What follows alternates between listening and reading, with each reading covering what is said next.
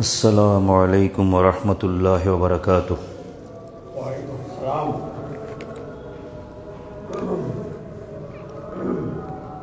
अल्हम्दुलिल्लाहि नहमदुहु व नस्तईनुहु व नस्तगफिरुहु व नु'मिनु बिहि व नतवक्कलु अलैहि व नऊज़ु बिल्लाहि मिन शुरूरि अनफुसिना व मिन सय्यिआति अअमालिना। मन यहदिहिल्लाहु फला मुदिल्ल लहु व मन युद्लिल्हु फला हादिय लहु। व नशहदु अन ला इलाहा इल्लल्लाहु वहदहु ला शरीक लहु व नशहदु अन्न सय्यदना व नबिय्यना व मौलाना मुहम्मदन अब्दुहु व रसूलुहु। अम्मा बअदु फ़क़द क़ाल अल्लाहु तआला अज़्ज़ व जल फ़ी कलामिहिल मजीद व फ़ुरक़ानिहिल हमीद फ़ी शान हबीबिही व नबिय्यिही मुख़बिरन व आमिरा। इन्नल्लाह व मलाइकतहु युसल्लूना अलन नबी या अय्युहल्लज़ीना आमनू सल्लू अलैहि व सल्लिमू तस्लीमा। सल्लल्लाहु सय्यदना मुहम्मद व आलिहि व अस्हाबिहि व सल्लम। सल्लल्लाहु अला सय्यदना मुहम्मद व आलिहि व अस्हाबिहि व सल्लम। अल्लाहुम्मा सल्लि अला सय्यदना मौलाना मुहम्मद व अला आले सय्यदना मौलाना मुहम्मद। या रसूल अल्लाह हबीबे खालिक़े यकता तुई बरगुज़ीदा ज़ुलजलाले पाके बेहम तातुई।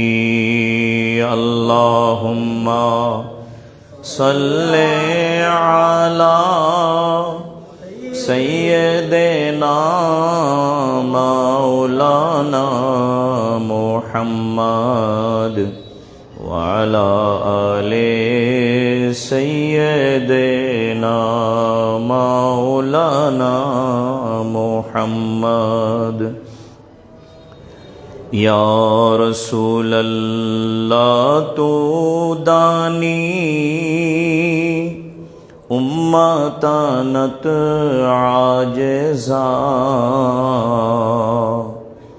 आजेज़ारा रहनुमाओ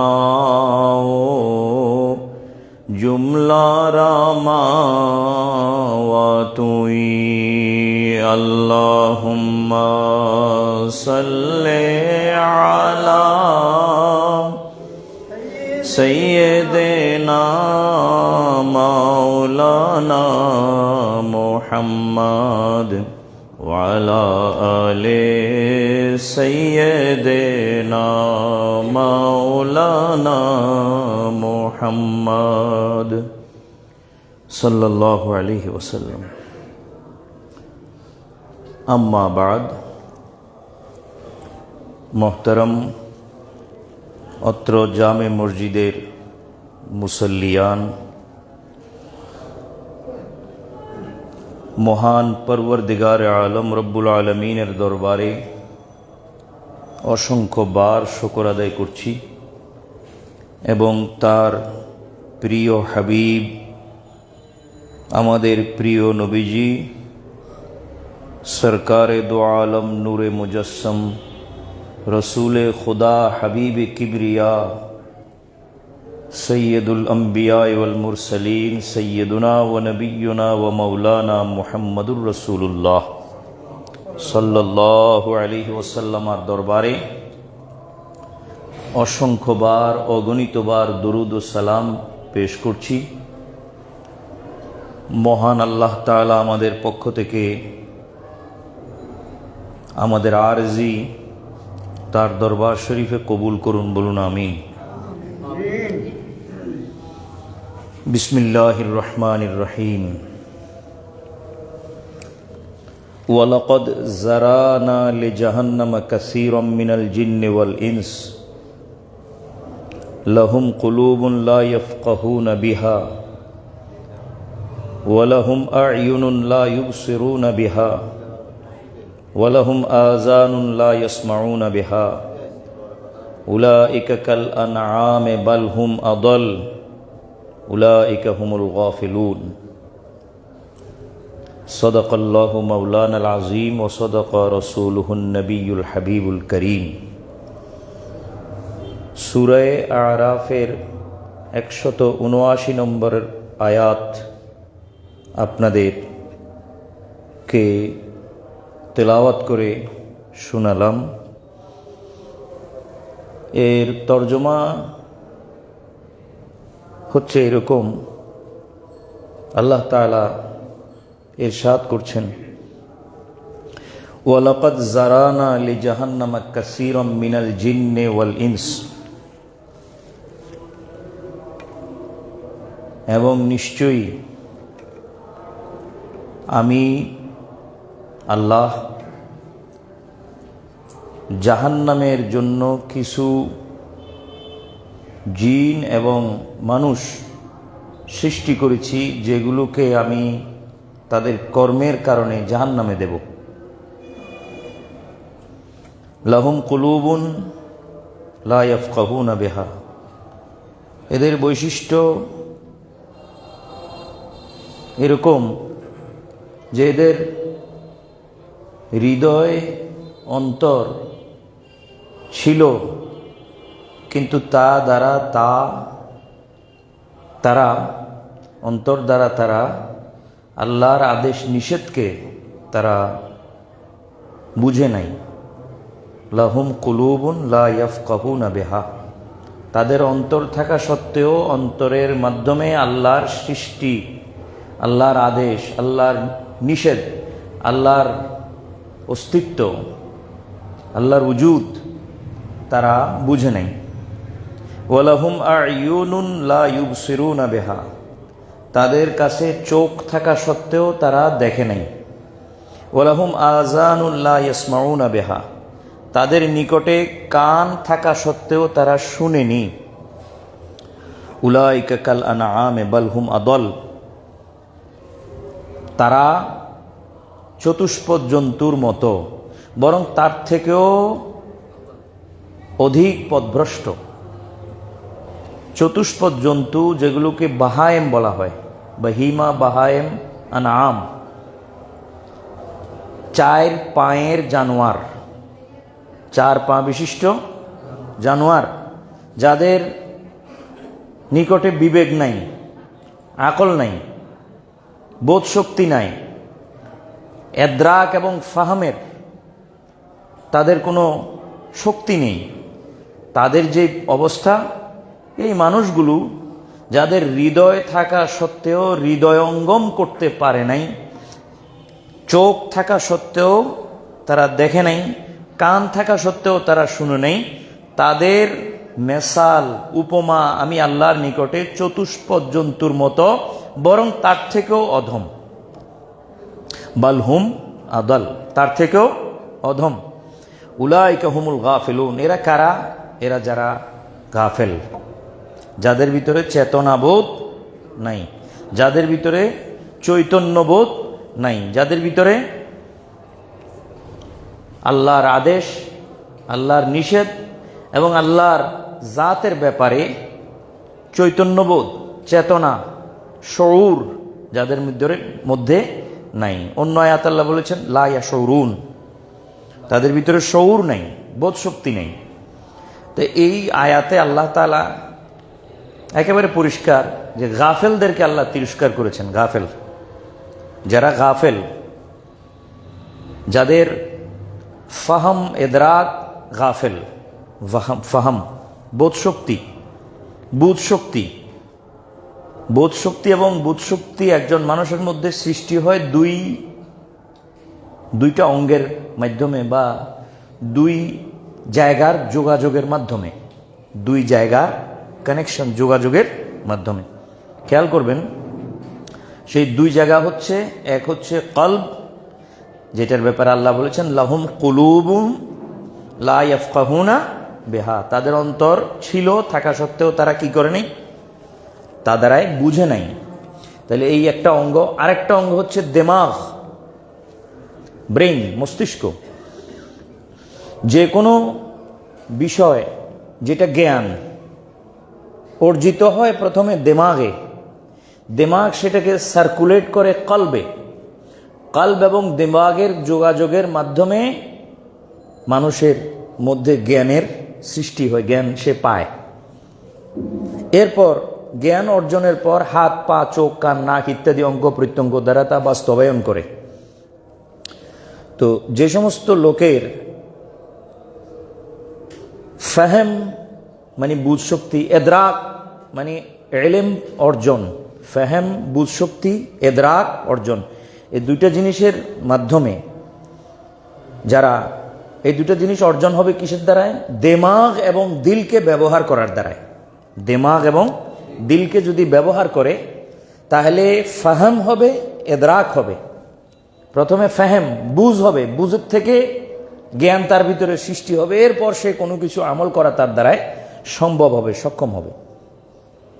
তো যাদের ফাহেম এবং এদরাক এই দুইটা জিনিসের ইস্তেমাল, ব্যবহার, ইউটিলাইজেশন তাদের দিমাগ ও দিলে নাই, তাদেরকে আল্লাহ তাআলা এখানে বলেছেন হুমুল গাফিলুন, তাদের চৈতন্যবোধ নাই, তাদের চেতনা নাই।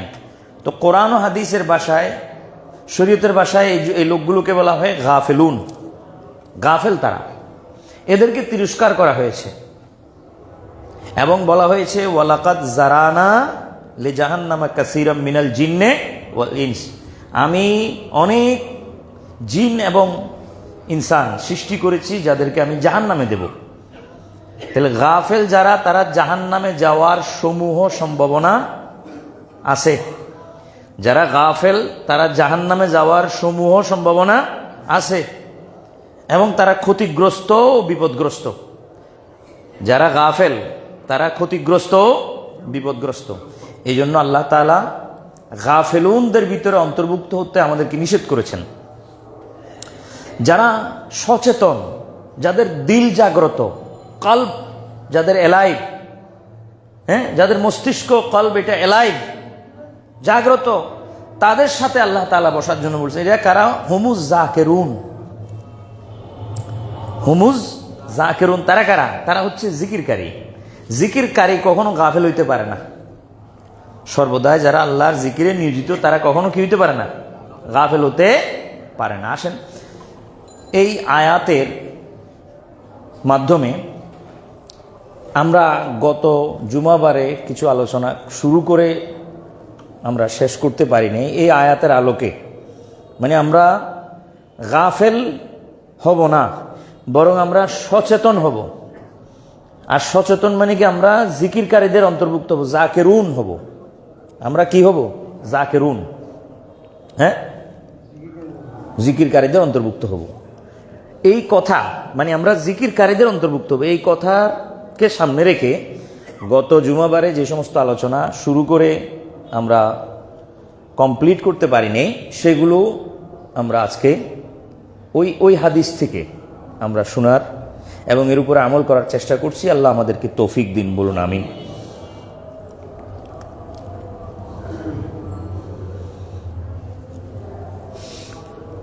বলেছিলাম গত জুমাবার, খেয়াল করবেন যারা উপস্থিত ছিলেন, আরবাউন উনজিলনা মিন তাহতে কানজিল আরশ, যে 4টা বিষয় এমন আছে যা আরশের নিচের খনি থেকে পৃথিবীতে অবতীর্ণ হয়েছে, নাজেল হয়েছে। উনজালনা, এর মধ্যে প্রথম বলেছিলাম উম্মুল কিতাব। উম্মুল কিতাব হচ্ছে সূরাতুল ফাতিহা। সূরাতুল ফাতিহার ব্যাপারে গত জুমাবার আলোচনা আপনারা শুনছেন না, যে সূরাতুল ফাতিহার ফজিলত সংক্ষেপে যদ্দুর গত জুমাবারে বর্ণনা হয়েছে। এরপর সূরা ফাতিহা নামাজের মধ্যে কেমনে পড়বেন, পড়া লাগবে লাগবে না, কার লাগবে কার লাগবে না, ইত্যাদি বিষয়ের উপরে। তো ওই 4 বিষয়ের মধ্যে যেটা আরশের নিচের খনি থেকে আল্লাহ জমিনে নাজেল করেছেন, তোর মধ্যে প্রথম ছিল সূরা ফাতিহা। দ্বিতীয় কি? 2 নম্বর হচ্ছে আয়াতুল কুরসি। আয়াতুল কুরসি, আয়াতুল কুরসি এর বাংলা অর্থ কি? কুরসির আয়াত। কুরসি মানে আসন, চেয়ার, মানে বৈঠক আর কি, যেখানে বসে সেটাকে কি বলে? কুরসি। শাব্দিক অর্থ, কিন্তু এখানে মুরাদ কি? উদ্দেশ্য হচ্ছে আল্লাহ তাআলার ওই আসন, যে আসনে আল্লাহ তাআলা সমাসীন হবেন কিয়ামতের ময়দানে, অথবা আল্লাহর নিকটে এই কুরসিটা আছে, আল্লাহ তাআলা এক জায়গায় রাখছেন, সেটা আল্লাহর সমাসীন হওয়ার জায়গা। আল্লাহর কি? সমাসীন হওয়ার জায়গা। ধ্যানের মধ্যে, খেয়ালের মধ্যে কোনো চেয়ারকে আনবেন না। কুরসি শোনার সাথে সাথে নিজ কল্পনায় কোনো চেয়ার, এই জাতীয় কোনো চেয়ার আনবেন না। কারণ এই জাতীয় চেয়ার যদি আপনি আপনার সীমিত জ্ঞানে আনেন, তাহলে অসীম খোদা আপনার জ্ঞানে কি হয়ে যাবে? সীমিত হয়ে যাবে, যেটা কখনো হওয়া উচিত নয়। অসীম খোদার কুরসি বা চেয়ারও অসীম। অসীম খোদার চেয়ারও কি? অসীম। আল্লাহ তাআলা কোরআনে মাজিদের বিশেষ একটা আয়াতের নাম এই কুরসির সাথে মিল রেখেছেন, আয়াতুল কুরসি। এটা কি এমন নয় যে মানুষের নাম রেখে দিয়েছে, তা নয়, বরং এটা আল্লাহর তরফ থেকেও এর নাম কি? আয়াতুল কুরসি। আয়াতুল কুরসি বড় ফজিলতপূর্ণ আয়াত এবং অনেক মর্যাদাপূর্ণ আয়াত। ফজিলত তো ফজিলতের সাথে আবার কি আছে? মর্যাদা আছে, মহান মর্যাদা সম্বলিত আয়াত। আয়াতুল কুরসি এর বিশেষত্ব, ফজিলত, হ্যাঁ, এটা একটা যে এক্সট্রাঅর্ডিনারি বিষয় আয়াতুল কুরসিটা, এটা বর্ণনা করে শেষ করা যাবে না। এ বিশাল তার কাহিনী, বিরাট কাহিনী। তো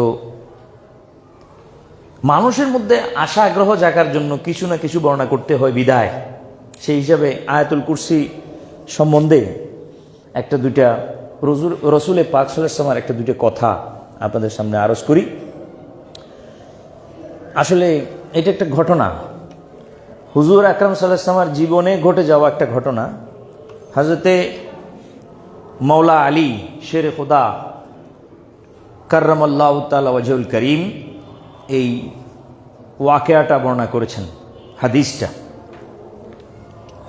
যে আলী রাদিয়াল্লাহু তাআলা বলেন যে রাসূল সাল্লাল্লাহু আলাইহি ওয়াসাল্লাম একবার আমাদেরকে বলেছিলেন যে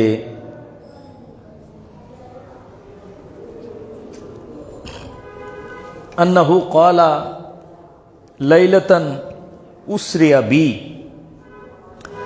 ওয়াকাফতু তাহতাল আরশে ফানাজারতু ফাওকি ফারাআইতু লাওহাইনি মুআল্লাকাইনি মিন দুররিন ওয়া ইয়াকুতিন ফি আহাদিহিমা মাকতুবুন ফাতিহাতাল কিতাবে ওয়া ফিল উখরা জামিউল কুরআন। হুজুর বলেন, ঘটনা, আমি যখন মেরাজে ছিলাম, আরশের নিচে আমি। আরশের নিচে থেকে উপরের দিকে তাকালাম, দেখলাম দুইটা লেখা ঝুলছে, দুইটা লেখা ঝুলছে পাথরে, পাথরে খোদাই করা দুইটা লেখা ঝুলছে। একটা পাথরের মধ্যে লেখা আছে, পাথরগুলোও কিন্তু দুর এবং ইয়াকুতের, দুরুন কেমন মণিমুক্তা আর কি, ইয়াকুত পাথর মণিমুক্তা পাথরের মধ্যে লেখা আছে, একটাতে লেখা আছে ফাতেহাতুল কিতাব, কোরআনে মজিদের সূরাতুল ফাতিহা। আর একটাতে লেখা আছে পুরো কোরআন শরীফ, জামিউল কোরআন। হুজুর আসলাম দেখলেন, দেখার পর আবেগ আসলো,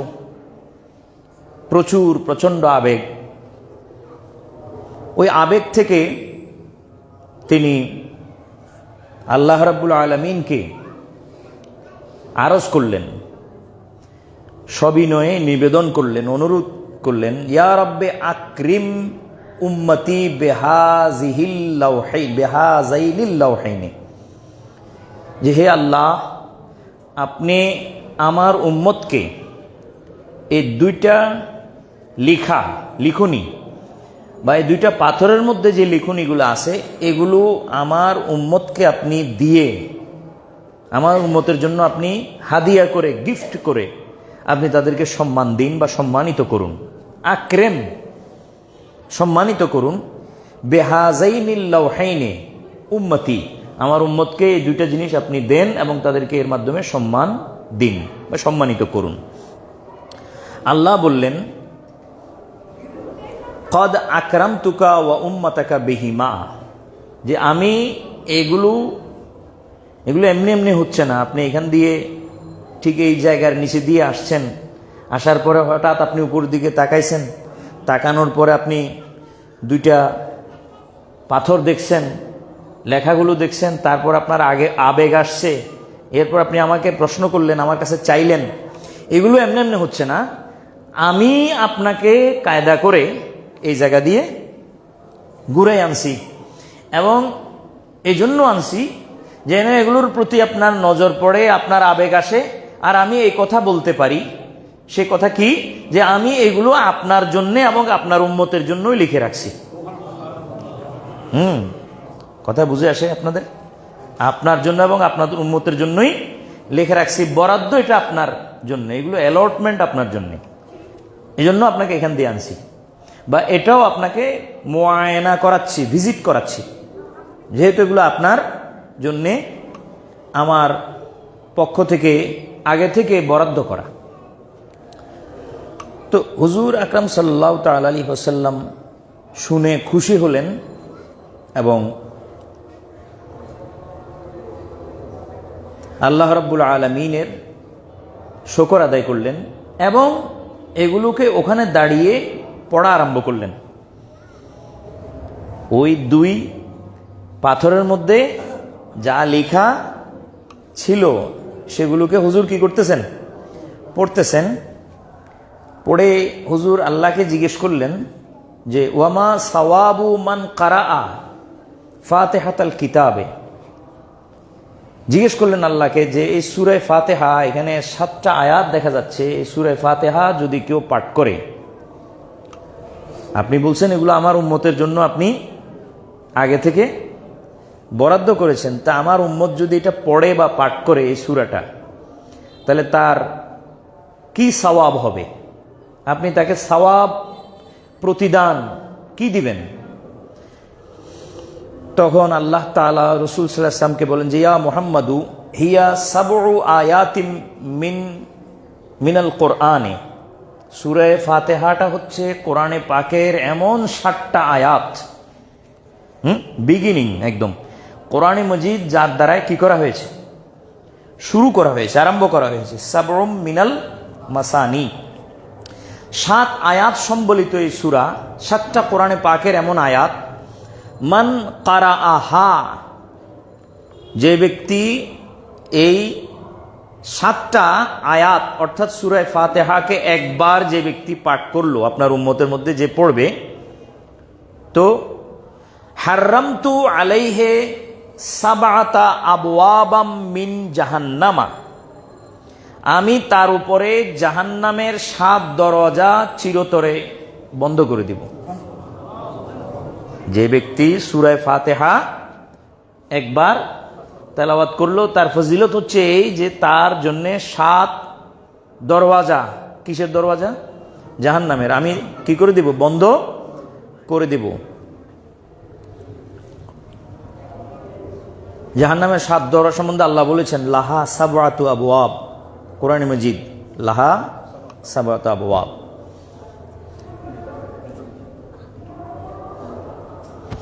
এরপর হুজুর আবার জিজ্ঞেস করলেন, কারণ বরাবর প্রশ্ন করতেছেন, আল্লাহ উত্তর দিচ্ছেন। ভিতরের যে ফজিলত এটা জানার পর হুজুরের ইশতেহা, আগ্রহ, টেন্ডেন্সি প্রচুর বেড়ে যাচ্ছিল। হুজুর সামনের দিকে প্রশ্ন করাটাকে পছন্দ করলেন। আবার প্রশ্ন করলেন যে ফামা লেমান কারা আল কোরআন মাররাতান ইয়া রব্বে, যে হে আল্লাহ, যদি আমার উম্মতের কেউ পুরা কোরআন শরীফ একবার তেলাওয়াত করে তার কি ফজিলত, তার কি সওয়াব, তাকে কি দিবেন? আল্লাহ বলেন উতিহে বিকুল্লি হারফিন শাজারাতান ফিল জান্নাহ, যে আমি তাকে প্রতিটি হরফের বদলায়, হরফ কি কোরআন শরীফের কোনখান দিয়ে পড়েন না, হরফ সম্বন্ধে বুঝাই দিই। যেমন আলিফ লাম মিম আসেনি শুরু দিয়ে কোরআন শরীফের, সূরা বাকারার আল্লাহ নবী সাল্লাল্লাহু আলাইহি ওয়াসাল্লাম বলেন আলিফুন হারফুন ওয়া লামুন হারফুন ওয়া মিমুন হারফুন। কেমন? আলিফ লাম মিম, এটা যদি কেউ তেলাওয়াত করে সামনের দিকে যাবে, তেলাওয়াত করতে করতে কি সামনের দিকে আলিফ লাম মিম, তারপরে যালিকাল কিতাবু লা রাইবা ফিহি হুদাল লিল মুত্তাকিন সামনে যাবে তো, এবং শেষ পর্যন্ত সূরা নাসের শেষ দিক কেমন তেলাওয়াত করে পুরা কোরআন শরীফ খতম করবে।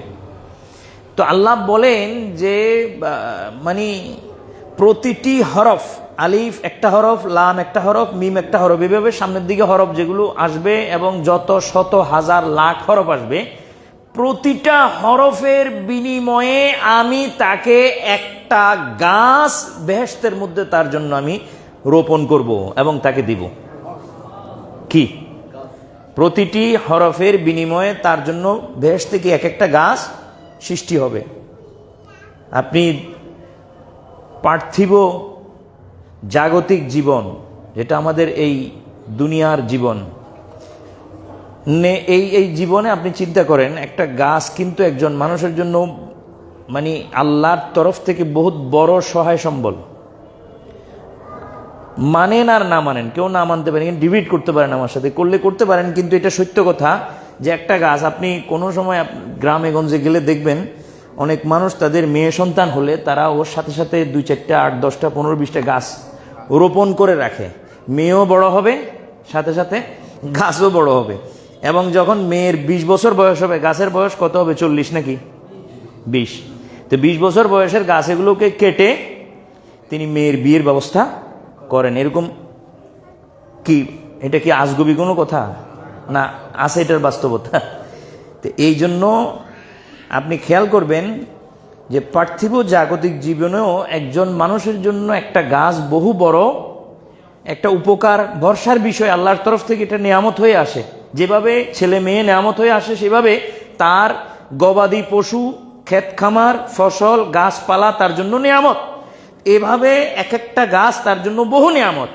এবার আপনি মিলান, আল্লাহ রাব্বুল আলামিন ইরশাদ করতেছেন রাসূল সাল্লাল্লাহু আলাইহি ওয়াসাল্লাম ওই কথার পরিপ্রেক্ষিতে, হুজুরের ওই প্রশ্ন সওয়ালের পরিপ্রেক্ষিতে, যে ফামা লিমান কারা আল কোরআন জামিআহু, যে হে আল্লাহ, পুরা কোরআন শরীফ যদি শুরু থেকে শেষ পর্যন্ত আমার উম্মতের কেউ পাঠ করে, একবার শেষ করলো, তার জন্য কি ফজিলত, কি সম্মান, কি মান, কি মর্যাদা, কি সওয়াব। এর উত্তরে আল্লাহ বলেন উতিহে লিকুল্লি হারফিন বিকুল্লি হারফিন ফিল জান্নাতে শাজারা, যে প্রতিটা হরফের বিনিময়ে বেহেশতের মধ্যে তার জন্য আমি একটা গাছ দান করব। হ্যাঁ, এবার বেহেশতের মধ্যে একটা গাছ আপনার জন্য, আমার জন্য আপনার কাল্টিভেট করা হচ্ছে, চাষাবাদ করা হচ্ছে প্রতিটি হরফের বিনিময়ে কোরআনে পাকের। তো কোরআনে পাক তেলাওয়াত করা, এটা কি হলো? এটা কি লাভ হলো না লোকসান হলো? কি মনে করেন আপনারা? জি, সবাই একটু আমাকে সাহায্য করবেন, এটা কি লাভ হইল না? হ্যাঁ, এই জন্য তো আল্লাহ কোরআনে পাকের তেলাওয়াতকে বলছেন তেজারাতান লান তাবুরা, ইয়ারজুনা তেজারাতান লান তাবুরা। এটা এমন একটা ব্যবসায় হাত দিয়েছে তারা, যে ব্যবসার মধ্যে লোকসান নাই। দুনিয়ার সকল ব্যবসায় লোকসান লাভ উভয়টা আছে। দুইটা বিষয় ব্যবসার সাথে ওতপ্রোতভাবে জড়িত, সেটা লাভ হতে পারে, লোকসানও হতে পারে। সবসময় লাভ হবে এমন কোনো কথা না, আবার সবসময় লোকসান হবে এমন কোনো কথা না। লাভ লোকসান একসাথে থাকবে। কিন্তু আল্লাহ তাআলা বলতেছেন যে কোরআনে পাকের তেলাওয়াতের মতো কাজে যে হাত দিয়েছে, সেটা এমন এক ব্যবসায় হাত দিয়েছে যে ব্যবসার লোকসান নাই। ইয়ারজুনা তিজারাতান লান তাবুরা। এই জন্য আপনাদেরকে আমি এজ এ গাইড সবসময় একটা অনুরোধ রাখি আপনাদের কাছে, এবং সবসময় আপনাদেরকে এটা পরামর্শ দিই যে আপনারা কিছু না কিছু কোরআন শরীফ তেলাওয়াত প্রতিদিন একটা নির্দিষ্ট সময় করে করবেন, যখন আপনাদের মনে চায়। তবে সেটা দিন শুরু হওয়ার সময় হলে বেশি ভালো হয়। দিন শুরু হওয়ার সময় হলে বেশি ভালো হয়। আল্লাহ তৌফিক দিন, বলুন আমিন। এরপর হুজুর আকরাম সাল্লাল্লাহু আলাইহি ওয়াসাল্লাম বলেন ফানাজারতু ফিল লাওহে, আমি খুব গভীর দৃষ্টি ভালো করে আমি দিলাম। কোথায়? সেই পাথরগুলোতে, যে পাথরের মধ্যে কোরআনে মজিদ লেখা আছে, সেই পাথরে আমি খুব ভালো করে, লৌহের, লৌহ বলে এটাকে, লৌহ। লৌহ মানে হচ্ছে এই যে আপনি এখানে শিলালিপি দেখতেছেন না, এইদিকে আছে তো, এখানে উপরে ভালো করে দেখেন, মেহরাবের উপরে সাদা প্রস্তর খণ্ডের মধ্যে কিছু লেখা আছে কিনা, এটাকে আরবিতে লৌহ বলা হয়। আমি সহজে বোঝানোর জন্য এবং প্র্যাকটিক্যালি দেখে নিন। এখানে উপরে আপনার যে দেওয়াল আছে, দেওয়ালের মধ্যে কিছু কিছু জায়গা পাথর আছে না, স্টোন আছে কিনা, সাদা স্টোন, মার্বেল পাথর, সেই পাথরে লেখা আছে। এরকম মার্বেল পাথরের মধ্যে লেখা থাকাকে আরবিতে বলা হয় লৌহ, লাম ওয়াও হা। এটার জমা হচ্ছে বহুবচন বা প্লুরাল হচ্ছে আলওয়াহ, আলওয়াহ, লৌহুন আলওয়াহুন। তো এই যে তাওরাত কিতাব নাজেল হয়েছে, সেটাও কিন্তু লৌহের মধ্যে ছিল। হযরত মূসা আলাইহিস সালাম আসমান থেকে যে এটা নাজেল হয়েছে, পাথরের মধ্যে লেখা ছিল। যে কোথায় লেখা ছিল? প্রস্তর খণ্ডে লেখা। আমাদের কোরআন মজিদও শুরুতে রাসূল পাক সাল্লাল্লাহু আলাইহি ওয়াসাল্লামের সময় সংরক্ষণ হতো যে চামড়ায়, প্রস্তর খণ্ডে বা অন্য কোনো ভাবে এগুলো সংরক্ষণ হতো। কাগজে কিতাব এগুলো পরে আসছে, অনেক পরে আসছে।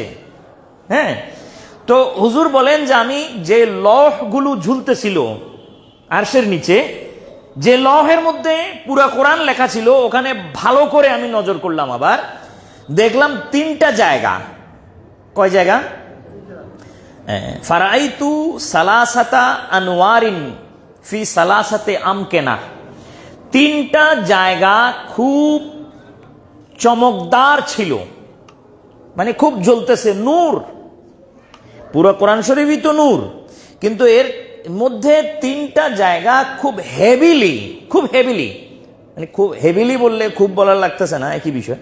হেভিলি এনলাইটেন ছিল, খুব চমকদার ছিল। মানে ওখানে চতুর্পাশে তো আপনি বাতি জ্বলতেছে দেখতেছেন, কিন্তু একটা বাতি মাঝখানে এমন পাওয়ারফুল, যেটা বাকি বাতিগুলোকে ম্লান করে দিচ্ছে। কি হয় কিনা এরকম, খুব ভোল্ট দেখাচ্ছে, ভোল্ট, হাইলাইটেড। তো এরকম কিছু তিনটা জায়গা হুজুর সাল্লাল্লাহু আলাইহি ওয়াসাল্লাম বলেন আমি দেখলাম তিন জায়গায় খুব বেশি নূর চমকাচ্ছে। তো আল্লাহকে জিজ্ঞেস করলাম যে এই তিন জায়গা কোন তিন জায়গা, এখানে এত বেশি চমকদার কেন? এবার আপনাদের কথাটা আসতেছে, যে কথা বলার জন্য আমি এত কথা বলছি। আল্লাহ বলতেছেন হিয়া মাউদিউ আয়াতিল কুরসি ওয়া ইয়াসিন ওয়া কুল হুয়াল্লাহু আহাদ। হ্যাঁ, এক জায়গা, তিন জায়গার এক জায়গা হচ্ছে আয়াতুল কুরসি। হ্যাঁ, দ্বিতীয় হচ্ছে সূরা ইয়াসিন, ইয়াসিনের জায়গা। তৃতীয় হচ্ছে সূরাতুল ইখলাস বা সূরাতুত তাওহীদ, কুল হুয়াল্লাহু আহাদ। এই তিন জায়গা খুব চমকদার বা এনলাইটেন দেখাচ্ছে।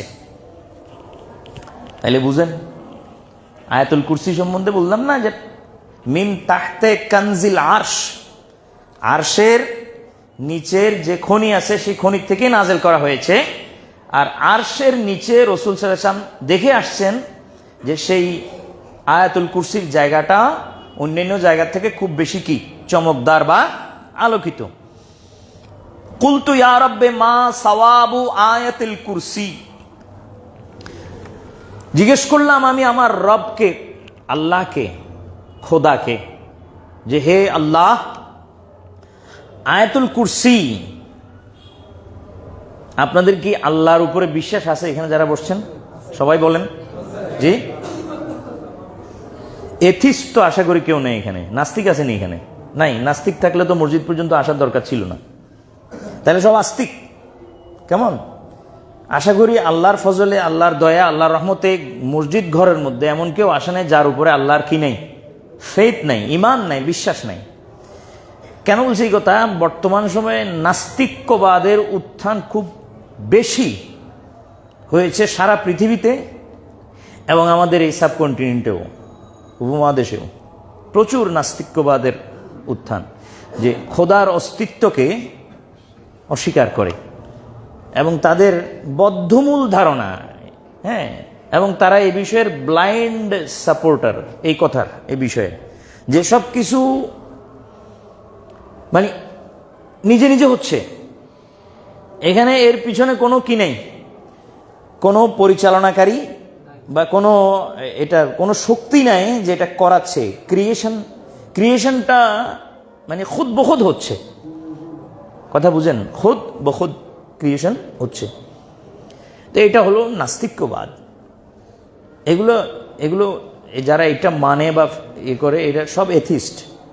হ্যাঁ, তো আমাদের বিশ্বাস হলো যে পুরো পৃথিবী সহ আপনার হোল গ্যালাক্সি, এই যেটাকে মিল্কি ওয়ে বলে, কেহকেশাঁ সহ এরকম যত সৃষ্টি আছে, ক্রিয়েশন আছে, ইনভেন্ট, এগুলোর পিছনে একজন পরিচালনাকারী আছে।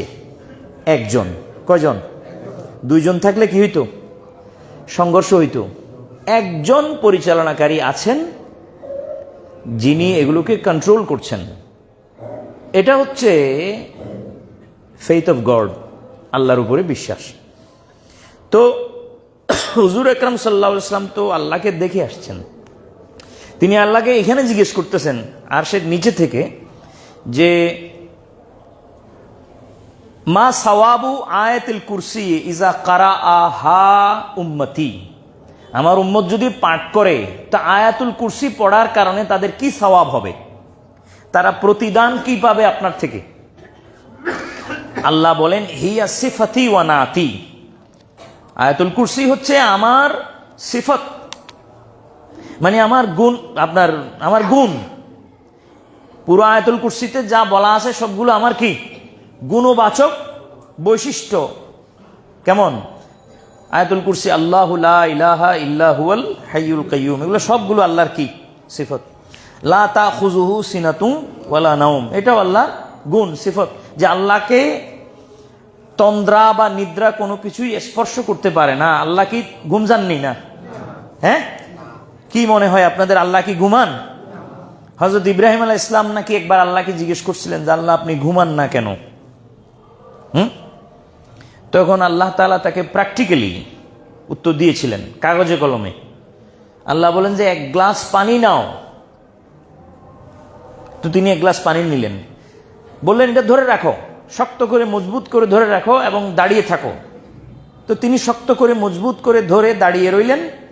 আর আল্লাহ ঘুমকে বললেন যাও ইব্রাহিমের কাছে যাও, তাকে ধরো। তো হযরত ইব্রাহিম আলাইহিস সালাম দাঁড়ানো অবস্থায় ঘুমানো আরম্ভ করলেন। তো ঘুমানো আরম্ভ করলে, ঘুম যখন মানুষের ভিতরে তারি হয়, তখন মানুষের অঙ্গ প্রত্যঙ্গ কাজ করে না, সব কি হয়ে যায়? লুজ হয়ে যায়, ঢিলে হয়ে যায়। তো ওনার যখন ঘুম ধরলো, তন্দ্রা আস্তে আস্তে ওনাকে আকৃষ্ট করতে করতে ঘুমে রূপান্তরিত হলো। আস্তে আস্তে ওনার হাতও কি হলো? স্ল্যাগ হলো, আর গ্লাস পড়ে গেল। অমনি উনি জেগে উঠলেন এবং বললেন আল্লাহ তাআলা যে ইব্রাহিম দেখো, যদি আমি ঘুমাই তাহলে এভাবে তোমার হাত থেকে যেভাবে গ্লাসটা পড়ে গেল, সারা আমার সৃষ্টি জগতও এইভাবে কি হয়ে যাবে? ধ্বংস হয়ে যাবে। এই জন্য আমি ঘুমানোটা অসম্ভব, নামুমকিন, ইম্পসিবল, নামুমকিন। আমাকে ঘুম স্পর্শ করতে পারবে না। ঘুম আমার সৃষ্টি, আমার এই সৃষ্টি আমার নিকটে আসার কি নাই, অনুমতি নাই। এটা আমার কৌশলগত দিক। তো আল্লাহ বলেন লা তাখুযুহু সিনাতুন ওয়ালা নাওম। এই যে সামনের দিকে যত যাবেন, ওয়াসি'a কুরসিয়ুস সামাওয়াতি ওয়াল আরদ, সামনের দিকে যত যাবেন পুরাটাই আল্লাহর সিফাত, তার গুণগান, তার কীর্তি, আল্লাহর মহত্ব, আল্লাহর বড়ত্ব প্রমাণ করে। এই জন্য আল্লাহ বলছেন হিয়া সিফাতি ওয়া নাতি। আয়াতুল কুরসি হচ্ছে আমার সিফাত, আমার নাত, মানে আমার গুণগান, আমার বৈশিষ্ট্য। তো মান কারাআহা মাররাতান ইয়ানজুরু ওয়াজহি ইয়াউমাল কিয়ামাতে বিলা হিজাবিন, যে ব্যক্তি এটাকে দৈনিক একবার পাঠ করবে, কয়বার? সে আমাকে কিয়ামতের দিন বিনা হেজাবে, বিনা পর্দায়, তার আর আমার মাঝে কোনো পর্দা থাকবে না, তার চোখের সামনে কোনো আড়াল থাকবে না, বিনা পর্দায় সে আমাকে দেখবে। আর যে আমাকে দেখবে, আমার নজরের সাথে যার নজর মিলে যাবে, সে এমন আনন্দ ভোগ করবে, কিয়ামতের হাওলনাক আযাব তাকে স্পর্শ করতে পারবে না। আয়াতুল কুরসি পড়েন এবং আযাবে কিয়ামতকে বিতাড়িত করেন। এটা আল্লাহ তাআলা আমাকে আপনাকে এর চাবি আমার হাতে তুলে দিয়েছে। হ্যাঁ, আল্লাহ বলেন যে বেলা হেজাব সে আমাকে দেখবে, আমার দিদার। হ্যাঁ, আল্লাহ বলেছেন বুজুহু ইয়াউমাইযিন নাযিরাহ ইলা রাব্বিহা নাযিরাহ। এই আয়াতের গূঢ় রহস্যের ভিতরে এই কথা আছে যে কিয়ামতের দিন আমাকে তারা দেখবে, যে বিনা পর্দায় আমার দিকে নজর করবে, যে তারা মানে কিয়ামত থেকেই তারা, ময়দান থেকেই তারা এই নজর পাবে। যেটা বেহেশতের ভিতরে যাইয়া পাওয়ার কথা ছিল, ওটা আয়াতুল কুরসি ওয়ালারা, যারা আয়াতুল কুরসি পড়ে, তারা কোত্থেকে পাওয়া শুরু করবে? কিয়ামতের ময়দান থেকে পাওয়া শুরু করবে। 50,000 বছর পরে যেটা বেহেশতের ভিতরে ঢুকে আরো কত হাজার হাজার বছর গুজারা হওয়ার পরে বেহেশতবাসী পাবে, সেটা আয়াতুল কুরসি ওয়ালারা কিয়ামতের ময়দানের শুরু থেকে পাওয়া আরম্ভ করবে। সুবহানাল্লাহ বলার দরকার।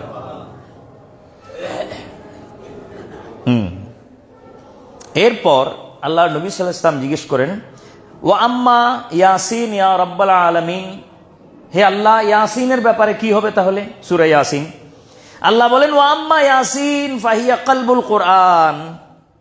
সূরা ইয়াসিন হচ্ছে কোরআনে পাকের হৃদপিণ্ড, কলব, হার্ট। কি বলেন? হার্ট। হার্টটা কোথায় থাকে? মানুষের শরীরের মিডল পয়েন্টে। কোথায়?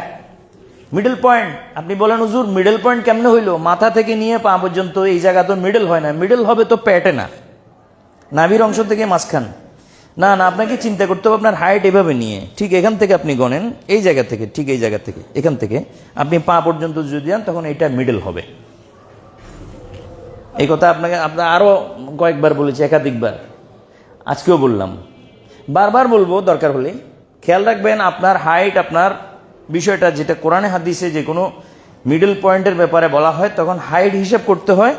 আপনার হাত ঠিক এই জায়গা থেকে শুরু করে পা পর্যন্ত হিসাব করলে মিডল তখন কোথায় হবে? এই জন্য কালব জায়গাটাকে মানুষের মিডল ধরা হয় এই দৃষ্টিতে। তো আল্লাহর নবী সাল্লাল্লাহু তাআলা আলাইহি ওয়াসাল্লামকে আল্লাহ তাআলা বললেন যে হিয়া কলবুল কোরআন। সূরা ইয়াসিন কি? কোরআনে পাকের হৃৎপিণ্ড। এবং একটা হাদিসে আমি এরকম পড়েছি, কোরআনে মজিদের সূরা ইয়াসিনটাকে যদি কেউ একবার পড়ে, তাহলে আল্লাহ তাআলা তাকে 10 বার কোরআনে পাক দৌড় দেবার, শুরু থেকে শেষ পর্যন্ত 10 বার, হ্যাঁ, রাউন্ড করার তেলাওয়াতের সব আল্লাহ পাক তাকে দান করবেন একবারে। ইয়াসিন একবার, আর ফজিলত কয়বার? কোরআনে পাক পুরাটা 10 বার, খতম দেওয়া 10 বার। তো যারা কোরআন শরীফ খতম করতে পারেন না, তারা তো সূরা ইয়াসিন পড়লে হয়ে যায়, হয় কি না? সূরা ইয়াসিন পড়লে হয়। তো আল্লাহ তাআলা বলেন যে ওয়া আম্মা ইয়াসিন হিয়া কলবুল কোরআন ওয়া হিয়া 80 আয়াহ। সূরা ইয়াসিন হচ্ছে 80 আয়াত সম্বলিত একটা সূরা। আসলে আপনি হিসাব করলে ওখানে 83 আয়াত পাওয়া যাবে। আমরা এখন যে কোরআন শরীফ আছে সেখানে আয়াত সংখ্যা 83 লিখে রাখছে। তো এই রেওয়ায়াত মতে 80 আয়াত কি হচ্ছে ধরা হচ্ছে। আয়াত কম হলে সমস্যা নেই, 2 আয়াতকে কোথাও একসাথ করে ফেলছে, করে আয়াত 2-3টা কমাইয়া মোটমাট কত করছে, 80 আয়াত, হ্যাঁ সামানুনা। তো এই রেওয়ায়াত মতে যদি ধরি তো হোক না, এই রেওয়ায়াত মতে কি আসতেছে দেখি না আমরা। 80 আয়াত বলতেছেন, 80 আয়াত আল্লাহ তাআলা বলতেছেন হিয়া সামানুনা আয়া, সেটা হচ্ছে 80 আয়াত সম্বলিত একটা সূরা। তো মান কারাআহা কুল্লা ইয়াউমিন, যে ব্যক্তি এটা প্রতিদিন একবার তেলাওয়াত করবে, ফালাহু মিন্নি সামানুনা রাহমাতান, তার জন্য প্রতিদিন আমি আল্লাহর তরফ থেকে 80টা রহমত বরাদ্দ হবে। 80টা রহমত ডেলি কি হবে বরাদ্দ, ইশরুনা ফি হায়াতিহি, 20টা রহমত আমি তার পুরা জীবনে ব্যবহার করব। আল্লাহ বলতেছেন 20টা রহমত আমি তার পুরা জীবনে ব্যবহার করব। ওয়া ইশরুনা ইনদা মাউতিহি, 20টা রহমত জান কবজের সময় ব্যবহার করব। ওয়া ইশরুনা ফি কবরিহি, আর 20টা কবরের মধ্যে ব্যবহার করব। ওয়া ইশরুনা ইনদা বিসাতি, আর 20টা কবর থেকে উঠানোর সময় আমি ব্যবহার করব তার। 80 আয়াতের ফজিলত পুরা কবর থেকে হাসর পর্যন্ত তার ভিতরে আমি রাখবো। ভাগ ভাগ করে ব্যবহার করবেন। মানে আমরা এটা আমাদের পারিবারিক জীবন আমরা যখন যাপন করি তখন আমরা ফ্যামিলি প্ল্যানিং করি কিনা, করি তো। প্রতি মাসে আমরা কিভাবে খরচ করব, কোনটা কত টাকা কিসের জন্য, এইভাবে বাজেট করি, খাতায় লিখি, বইতে লিখি, ডায়েরি করি। তো আল্লাহ তাআলা এটা আমাদের জীবনের জন্য সূরা ইয়াসিনকে ডাইরেক্ট ডায়েরি করে ফেলছেন যে 20টা রহমত তার পুরো জীবনে ব্যবহার হবে। সবগুলো যদি 80টা একসাথে পুরো জীবনে ব্যবহার হয়ে যায় তো পরের জন্য আবার বেজাল হয়ে যাইব। এই জন্য আল্লাহ তাআলা বলতেছেন যে 20টা রহমত পুরো জীবন ভরে তার ব্যবহার হবে। রয়ে গেল কয়টা, 60টা। 80টা ব্যবহার, 40টার সরি 80টার মধ্যে যদি 20টা ব্যবহার হয় রয়ে গেল কয়টা, 60টা। জান কবজের সময় দরকার হবে, কারণ তখন জান বাইর হওয়া বড় কঠিন ব্যাপার।